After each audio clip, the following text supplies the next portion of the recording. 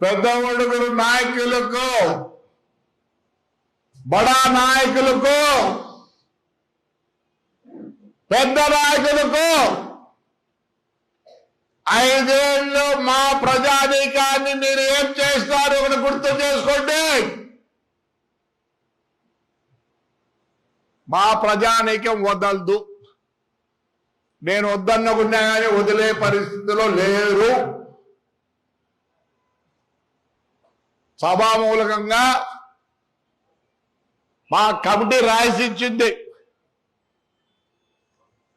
రే నాన్న శర్వారెడ్డి వాడు చెప్పులతో కొడతా అంటే నీకు వీడియో పంపిస్తా.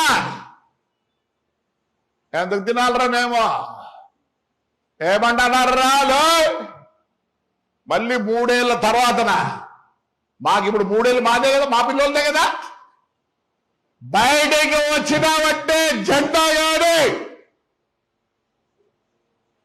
మీ పార్టీ సంబంధంగా నువ్వు వచ్చినావంటే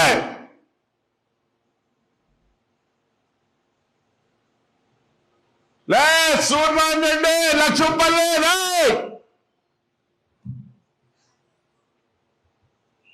బాద్రాబ్ ఈడు రామచంద్ర గారికి ఎకరా కూడా లేదు.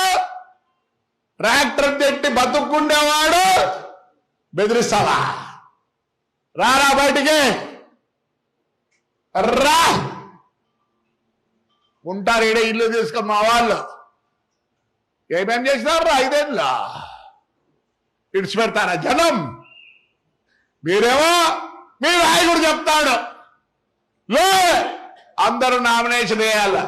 నేను మంచులు కాదరా నాయన తండ్రి, మీరైనా మంచులు దగ్గర చెప్తాడు. ఆయన బాధ్యత కాబట్టి చెప్తాడు. ఈయన తెలుగుదేశం కార్యకర్తలు బాధ్యత కాబట్టి నేను చెప్తాడా? క్వశ్చనే లేదు,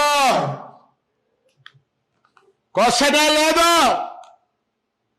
ఆడిపిల్లలు ఏం చేస్తారా? ఈ ముద్దు మాట్లాడ 2 ఏళ్ళు చేయకపోయిండొచ్చు, నేను ఒప్పుకుంటా. చెప్పినటువంటి ఎవరు చేయలేరు. అది వేరే, అది వేరే, దౌర్జన్యం వేరే. లే చిత్రసేనుడు చిదంబరం రెడ్డి ఊరిడ్చు, ఊరు వదులు. నువ్వు కంప్లైంట్ చేసుకో, ఊరు వదులుతావు. మళ్ళీరా 3 ఏళ్ళ తర్వాత మీ దగ్గర వచ్చేది, అప్పుడు కొట్టండి.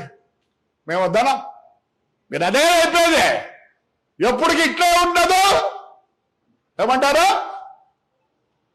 ఎప్పటికీ ఏదో వద్దురా డైలాగ్ చెప్పండి రా.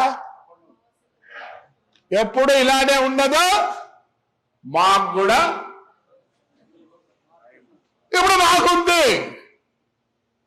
తమాషా కాదు. జెండా గాడి బయట రోడ్లో దిగినారంటే ఏమైతుందిరా?